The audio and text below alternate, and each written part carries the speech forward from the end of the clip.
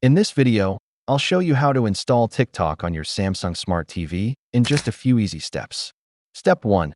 Turn on your Samsung Smart TV. Make sure your TV is connected to the internet. Use your remote and press the home button to open the Smart Hub. Step 2. Open the Samsung App Store. Scroll to the App section on the menu. Press Enter to open the Samsung App Store. Step 3. Search for TikTok. Navigate to the search icon, top right corner. Type TikTok using the on-screen keyboard. Select TikTok from the search results. Step 4. Install the app.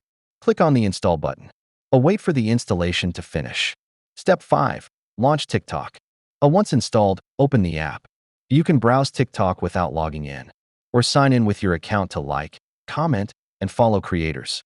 Note: TikTok is available only on newer Samsung Smart TVs, 2018 models, and up, running Tizen OS. If it's not showing up, your TV might not support it, or the region may not be supported. Thanks for watching. If this helped, hit that like button and subscribe for more Smart TV tutorials.